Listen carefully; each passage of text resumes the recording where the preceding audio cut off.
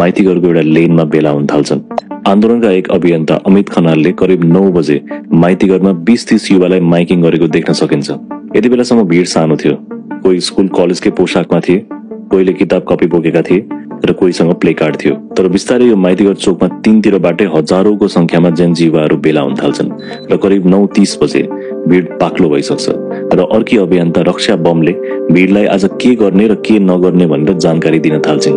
आज हामी रुख बिरुवा भाँच्दैनौं, आज हामी सार्वजनिक सम्पत्ति नष्ट गर्दैनौं, आज हामी हो हल्ला तोडफोड आगजनी गर्दैनौं, हामी फोहोर गर्दैनौं, हामी द्वन्द्व र आक्रमण गर्दैनौं, शान्तिपूर्ण तरिकाले आवाज उठाउँछौं, हामी धम्की र गाली गलौज गर्दैनौं, सभ्य र जिम्मेवार व्यवहार गर्छौं, हामी राजनैतिक दलको एजेन्डा बोकेर आउँदैनौं, नागरिक अधिकार र स्वतन्त्रताको पक्षमा उभिन्छौं। यो भिडियोमा हामी नेपालका सुदन गुरुङ पनि देखिन्छन्। समय 10:30। माइतीघरमा भिड झन्झन बढ्दै थियो र अमित पनि त्यो भिडमै सामेल थिए। आन्दोलनको प्लान सिम्पल थियो, माइतीघरबाट मार्च पास गरेर एभरेस्ट होटल नेरको प्रहरी ब्यारिकेडिङसम्म पुग्ने र त्यहाँबाट फेरि फर्केर पुनः माइतीघरमा आएर शान्तिपूर्ण प्रदर्शन गर्ने। त्यही बीचमा माइतीघरमा रहेको भिडलाई एउटा संकेत आउँछ, बानेश्वरतर्फ अगाडि बढ्नु।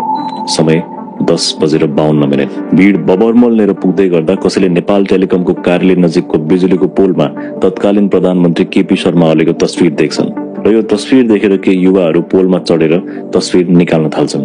यही क्रममा प्रदर्शनको बीचमा रहेको सेतो गाडीमा रक्षा बम र अमित लगायतले भिडलाई आक्रोशित नहुन आग्रह गर्छन्। तर पोलमा चढेका युवाले ओलीको पोस्टर च्यात्छन् र तल झारेर कुल्चिन थाल्छन्। भिड अब बेग्लै जोशले भरिन्छ र यो जोशले भरिएको भिड अब सिधै संसद भवनतर्फ उभिकिन थाल्छ। समय 10:57। बिजुली बजारको आर्क ब्रिजबाट अघि बढेपछि भिड झन उग्र हुन थाल्छ र तत्कालीन प्रधानमन्त्री ओली विरुद्ध चर्को नाराबाजी सुरु हुन्छ। भिडमा अमित लगायत केही व्यक्तिहरूले यहाँभन्दा पर नजाउँ भन्दै हातले लाइन बनाएर भिडलाई रोक्न खोज्छन्। तर जोशले भरिएको ठूलो समूह अगाडि बढ्छ र भिड अब एभरेस्ट होटल अगाडिको प्रहरी ब्यारिकेडिङ लिएर आइपुग्छ। समय 11:06। आन्दोलनकारीको अग्र पंक्तिमा रहेको टोली एभरेस्ट होटल नजिक रहेको प्रहरी ब्यारिकेड अगाडि पुग्छ र एकछिन त्यहाँ अडिन्छ। ठीक यहाँबाट प्रशासनले तोकेको निषेधित क्षेत्र सुरु हुन्थ्यो। प्रहरीसँग ब्यारिकेड थियो, शिल्ड थियो र हेलमेट थियो। तर भिड यति बाक्लो थियो कि भिडले अन्ततः यसरी यो ब्यारिकेडलाई तोड्न सफल हुन्छ र अब यहाँबाट प्रदर्शन झन उग्र हुन थाल्छ।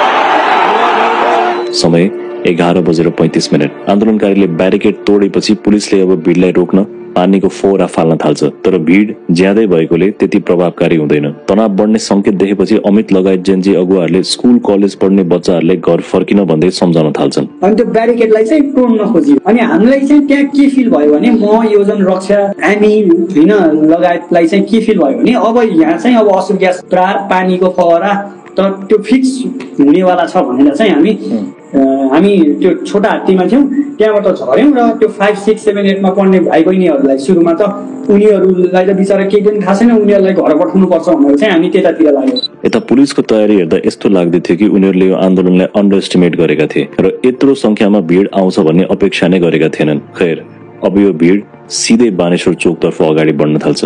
समय 12 बजे।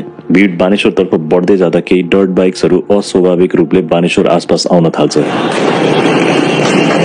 उनीहरूले भिडलाई झन उत्तेजित गर्दै थिए र आन्दोलन अब बानेश्वरको ट्राफिक आइल्यान्ड वरिपरि आइपुग्छ। तर यति मात्र होइन, एउटा भिड यता उत्तरपट्टिको रोडबाट पनि आउँछ जहाँ संसद भवनको पानी ट्याङ्की छ र अर्को भिड यता तिनकुनेबाट बानेश्वरतिर आउँछ र यो भिडलाई रोक्न यातायात कार्यालयको बिल्डिङबाट प्रहरीले अश्रु ग्यास समेत फाल्छ र यता शङ्खमूल साइडबाट पनि केही भिड बानेश्वर आइपुग्छ। पुलिसलाई अब प्रेसर पर्न थाल्छ र भिडलाई कन्ट्रोल गर्न नसके अब यो भिड संसद भवनभित्र छिर्ने निश्चित थियो। त्यसैले पुलिसले अब यहाँबाट अन्धाधुन्ध अश्रु ग्यास प्रहार गर्न थाल्छ। समय 12:06। जेन्जी युवाहरूले संसद भवनलाई बाहिरबाट घेर्न थाल्छन् र अधिकांश युवाहरू अब सिधै संसद भवन अगाडि आइपुग्छन्। माहौल एकदमै अशान्त हुँदै थियो। केही युवाहरू संसद भवन नेरको गेटमा रहेको भवन चढ्न खोज्दै थिए। त्यही बेला यता माथि पानी ट्याङ्की एरिया आसपास पनि अश्रु ग्यास प्रहार हुन थाल्छ। अमितले यो सब नजिकैबाट निहालिरहेका हुन्छन् र आफ्ना साथीभाइहरूले सम्पर्क गर्न उनले आफ्नो फोन चेक गर्छन् तर फोनमा सिग्नल थिएन। वरिपरि बुझ्दा कसैको पनि सिग्नल आइरहेको थिएन। यस्तो लाग्दै थियो कि त्यो ठाउँमा सञ्चार अवरुद्ध गर्नलाई नेटवर्क जाम गरिएको थियो। अमितकै अगाडि पुलिसले लाठीचार्ज र माइकिङ गरेर स्थिति नियन्त्रणमा लिन खोज्दै थियो, तर संसद भवनको अगाडि भिडलाई सम्हाल्न गाह्रो भइसकेको थियो। समय 12:30। बानेश्वर आसपासको क्षेत्रमा बेलुका 10 बजेसम्मको लागि कर्फ्यू आदेश जारी हुन्छ, तर त्यो भिडले कर्फ्यू बारे जानकारी नै पाएको हुँदैन र प्रदर्शन झन ठूलो हुँदै जान्छ। समय 12:55। संसद भवनको यो पश्चिमपट्टिको पर्खाललाई प्रदर्शनकारीले भत्काउन थाल्छन् र केही युवाहरू संसद भवनको दक्षिण पश्चिममा रहेको पुलिस पोस्टमा चढ्छन् र एकाएक पहिलोपल्ट संसद भवनको परिसर भित्रबाट हवाई फायरको आवाज सुनिन्छ। समय 1:22। संसद भवनको पर्खालमा ठूलो पवाल पर्छ र अब प्रदर्शनकारीहरू संसद भवन भित्र छिर्न थाल्छन् र ठीक यही बेलाबाट केपी ओली सरकारको निर्देशनमा मृत्युको ताण्डव सुरु हुन्छ। संसद भवन भित्र नेपाल पुलिसको स्पेशल टास्क फोर्सले इन्सास र एसएलआर जस्तो राइफल प्रयोग गरेर अन्धाधुन्द फायरिङ सुरु गर्छ। यही बेला दैलेखका प्रकाश बोहरा संसद भवनको दक्षिणपट्टिको वाल अगाडि प्रदर्शन गरिरहेका हुन्छन्। त्यही बीच उनको देब्रे खुट्टामा गोली लाग्छ र यो अस्त व्यस्तताको बीच उनलाई अस्पताल पुर्याउने हुँदा उनको यो रगतले लतपतिएको जुत्ता संसद भवन अगाडि नै छोड्छ र यसरी जन्म हुन्छ जेनजी विद्रोहको प्रतीकको रूपमा यो आइकनिक जुत्ताको। तर प्रहरी यतिमै रोकिँदैन। संसद भवन गेट अगाडिबाटै ठाडो गोली लागेर कयौं युवाहरू तत्कालै ढल्छन् र ती ढलेका युवाहरूलाई तुरुन्तै यहाँ रहेको सिभिल हस्पिटल लगिन्छ। समय 1:30 बजे। संसद भवनको गेट अगाडिका प्रहरीले आन्दोलनकारीले हात उठाएर अगाडि आउन निर्देशन दिन्छन् र जब उनीहरू गेट अगाडि आइपुग्छन् प्रहरीले उनीहरूलाई ताकेर गोली बर्साउँछ। यही घटनाको अर्को एंगल यस्तो देखिन्छ।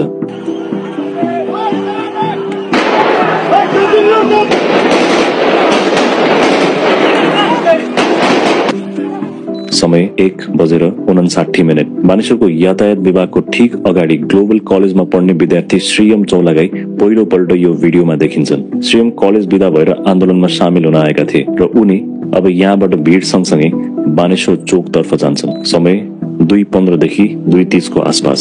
बानेश्वर चोकमा श्रीयम ताली बजाउँदै आन्दोलनलाई समर्थन गरेर हिँड्दै थिए। उनले न केही तोडफोड गरेका थिए न प्रहरीसँग नै भिडेका थिए। यो भिडियोले तपाईलाई विचलित गर्न सक्छ। श्रीयमलाई दाहिने शिरमा गोली लाग्छ र स्कुल ड्रेसमा रहेको एउटा निर्दोष बच्चालाई सरकारले टाउकोमा ताकेर हत्या गर्छ। तिम्रो बाबुको हिम्मत छ भने केपीओलीलाई गिरफ्तार गर। गोलीको ट्र्याजेक्टरी हेर्दा उनलाई पश्चिम दिशाबाट कसैले ताकेर हानेको जस्तो देखिन्छ र सम्भवतः कुनै हाइटबाट हाने जस्तो पनि देखिन्छ। र भिडियोमै हेर्ने हो भने यहाँ श्रीयमको अगाडि केही व्यक्तिहरूले आफ्नो कान थुनेको र त्रसित भएको देख्दा गोली यतैतिरको एंगलबाट हानिएको हो जस्तो देखिन्छ। तर यो विषयमा अरू भिडियोज र नयाँ छानबिन हुँदै जाँदा सत्य तथ्य अवश्य निस्केला र गोली एक्ज्याक्टली कसले चलाएको हो भन्ने कुरा पनि थाहा होला। श्रीयम बाटोमा ढल्छन् र उनलाई हस्पिटल पुर्याइन्छ, तर त्यति बेलासम्म उनको निधन भइसक्छ। तर सरकारको आतंकवाद यतिमै रोकिँदैन। केही आन्दोलनकारीहरू आफ्नो ज्यान जोगाउन सिभिल हस्पिटल छिर्न थाल्छन्, तर पुलिसले हस्पिटल भित्रै उनीहरूलाई खेदाएर लाठीचार्ज, अश्रु ग्यास र गोली समेत प्रहार गर्छ। They have crossed their limits.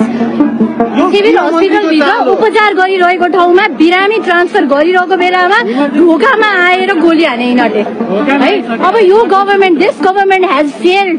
हेर्दा यस्तो लाग्दै थियो सरकार र प्रशासनलाई शैतान चढेको थियो र उसले मानवता के हो बिर्सिसकेको थियो। पुलिस अब अनियन्त्रित तरिकाले अन्धाधुन्द गोली हान्न थाल्छ र त्यसको लागि उनीहरूले यो ठाउँ चुज गर्छन्, संसद भवनको यो पुलिस पोस्टको हाइट जहाँबाट पुरै बानेश्वर एरिया देखिन्छ। बानेश्वर अगाडि रहेको स्ट्यान्डर्ड चार्टर्ड ब्याङ्क नेटबाट खिचिएको भिडियोमा पनि यो कुरा प्रष्ट देखिन्छ कि कसरी पुलिसले त्यो चौकीबाट गोली बर्साउँदै थियो। केही आन्दोलनकारीहरू फुटपाथलाई कभर बनाएर गोलीबाट बच्दै थिए, तर यत्रो जोखिम हुँदा पनि पुलिसले गोली बर्साउन रोक्दैन।